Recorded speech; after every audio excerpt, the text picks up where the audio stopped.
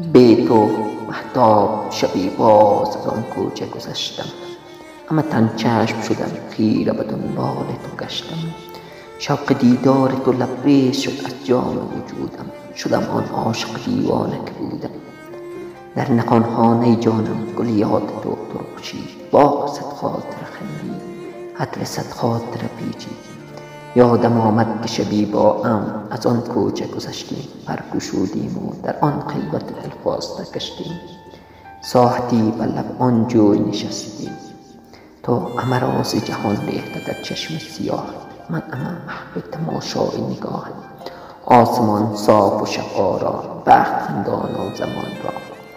خوشه ماه فرو ریخته در آب، شاخه ها دست برآورده به مهتاب. شب و صحرا و گل و سنگ، اما دل داده با آواز شب آهنگ. یادم آید تو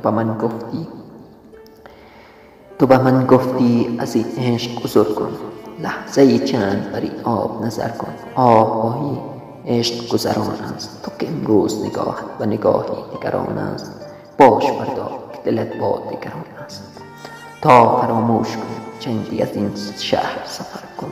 با تو گفتم حضور از عشق ندانم، سفر از پیش تو هرگز نتوانم. روز اول که دل من به تمنای تو پر زد، چون کبوتر لب بام تو نشستم. تو به من سنگ زدی، من نرمیدم نگذستم. باز گفتم که تو صیادی و من آهوی گشتم. تا به دام تو در گفتم اما جا گشتم و گشتم. حضور از عشق ندانم نتوانم. اشکی از شاخه فرو ریخت، مرغ شب ناله تلخ زد و بگریخت. اشک در چشم تو لرزید، ماه بر عشق تو خندید. یادم آید که دگر از تو جوابی نشنیدم، پای در دامان اندوه کشیدم. نگسستم نرمیدم، رفت در ظلمت غم آن شب و شبهای دیگرم.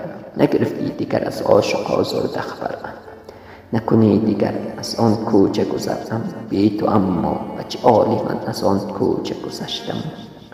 فریدون مشی.